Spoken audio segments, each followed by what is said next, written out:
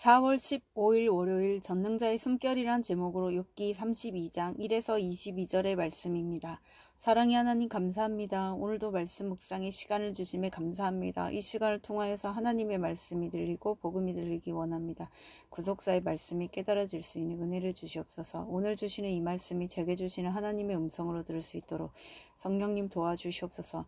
말씀대로 믿고 살고 누린 인생이 되게 하시고 이 시간도 우리와 함께 해주시옵소서. 감사드리옵고 예수님의 거룩하신 이름으로 기도드립니다. 아멘.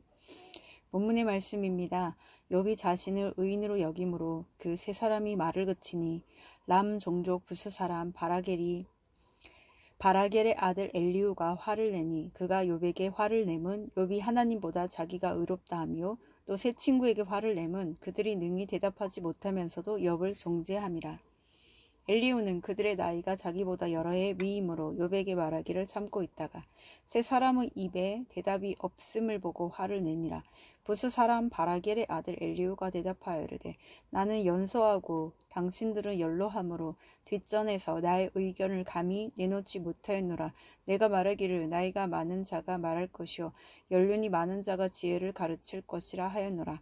그러나 사람의 속에는 영이 있고 전능자의 숨결이 사람에게 깨달음을 주시나니 어른이라고 지혜롭거나 노인이라고 정의를 깨닫는 것이 아니니라.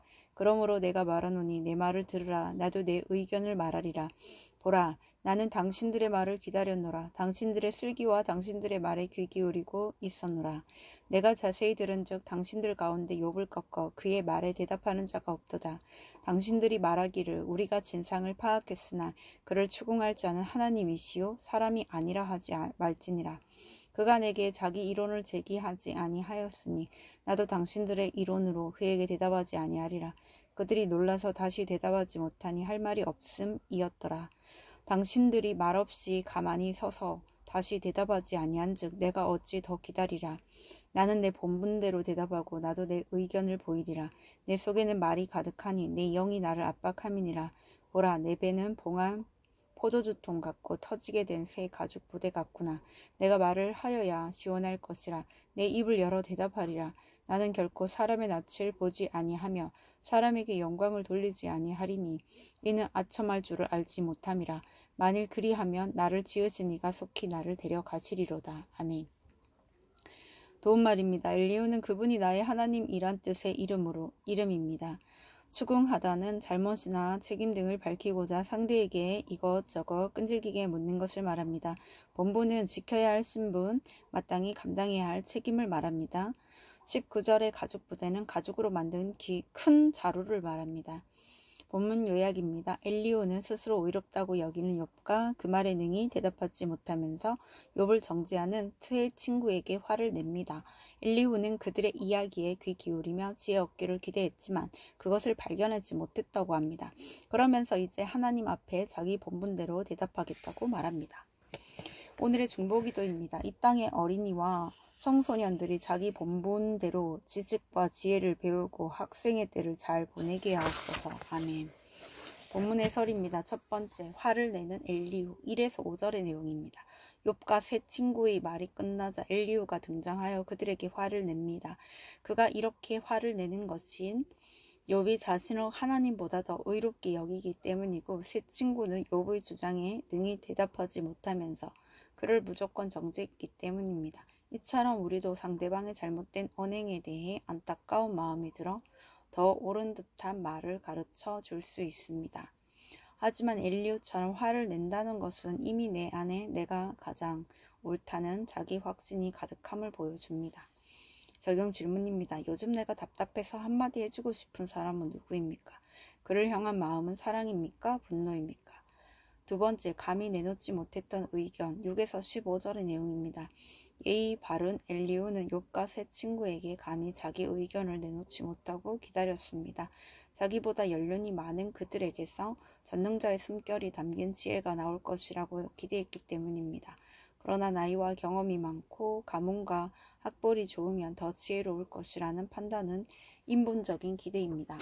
인생의 각종 문제를 해석하고 분별하는 지혜는 오직 전능자의 숨결, 즉 성령 하나님이 주시는 선물입니다. 그래서 성령께서 말씀으로 이끄시는 공동체 안에 머무는 것이 중요합니다. 적용 질문입니다. 내가 인본적인 가치관으로 따지는 서열이나 질서는 무엇입니까? 나는 믿음의 공동체에서 지체들의 말을 잘 듣습니까? 세 번째, 내 속에 가득한 말 16에서 22절의 내용입니다. 엘리후는 더 이상 지체하지 않고 자신의 영이 압박할 정도로 답답하다고 하며 욥과 세 친구에게 말합니다. 그런데 엘리후의 주장은 자기 의로움으로 가득 차 있고 그의 태도에는 사랑과 긍휼이 없어 보입니다. 그동안 참아왔던 말을 모두 시원하게 쏟아내겠다는 식입니다. 쏟아놓으면 내 마음은 시원할 수 있지만 다른 사람을 채울하기는 어렵습니다. 따라서 성도는 아무리 본분대로 대답하더라도 사랑이 없으면 무책임한 말이 될 수 있음을 알고 주의해야 합니다. 적용 질문입니다. 그동안 참아온 말을 누구에게 가장 먼저 쏟아내고 싶습니까? 나의 말은 바른 말을 하는 차가운 화살입니까? 긍휼함으로 덮어주는 따뜻한 방패입니까? 오늘 기도하기는 내가 옳다는 교만으로 남을 판단하고 정죄하는 죄를 용서해 주옵소서. 저의 인본적인 가치관을 내려놓고 성령께서 말씀으로 이끄시는 공동체 안에 머물기를 원합니다. 아직 하나님의 구원을 알지 못하는 가족과 이웃에게 성령님이 주시는 지혜와 긍휼한 마음으로 다가가게 하옵소서. 아멘. 묵상 간증입니다. 공의로우신 하나님이란 제목으로 정혜성님의 말씀 적용글입니다. 저는 10여 년 전 저의 아내를 병문안 온 친구 앞에서 예수님을 부인했습니다. 그러자 퇴원을 준비하던 아내에게 엄청난 출혈이 있었습니다. 무서웠던 저는 바로 회개 기도를 했고 하나님은 연약한 제 기도를 들으시고 아내를 살려주셨습니다. 그러다 보니 욥의 세 친구처럼 저는 용서하셔도 그 값을 치르게 하시는 하나님이라는 생각과 욥처럼 늘 공의로우신 하나님이라는 생각이 제 마음에 상충하여 혼란스러웠습니다. 그런데 얼마 전 하나님에 대한 오해가 풀리는 일이 있었습니다. 주일 예배 후 사춘기 두 아들이 사소한 일로 다투는 바람에 화가 난 둘째가 혼자 지하철을 타고 집으로 갔습니다. 저는 둘째를 따라가 소원을 물어보았고 저와 같이 운동을 하고 싶다기에 교회 모임을 마친 후 함께 등산했습니다. 그리고 하산하는 길에 둘째에게 아내와 자주 싸운 일, 아이들 머리를 때리고 손으로 매질했던 일 등 난폭하고 어리석은 제 모습을 사과했습니다. 그러자 아들은 난 아빠랑 사이가 좋아서 괜찮아 라고 답했습니다. 또 평소 친구가 많은 아들에게 친구와 잘 지내는 방법을 묻자 친구가 잘 삐지면 성나지 않게 하고 웃음이 많으면 웃음을 나누고 똑똑하면 칭찬해라고 했습니다.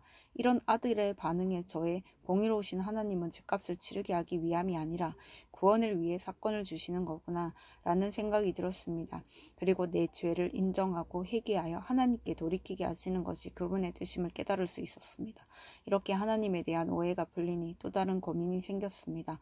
둘째를 특성화 고등학교에 보내려고 했으나 둘째의 성적이 낮아 그나마 어려울 것 같아 불안해진 것입니다. 하지만 이제는 공의로우신 하나님이 둘째가 달란트를 잘 사용하도록 인도해 주실 것을 확신합니다.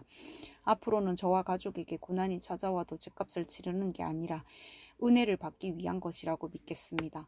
이분에 적용하기는 아내가 직장에서 받은 스트레스와 집안일로 지쳐서 짜증낼 때 따뜻한 미소로 대하겠습니다. 아들들과 자주 대화하고 한 달에 한 번 자기 전에 축복 기도를 해주겠습니다. 입니다.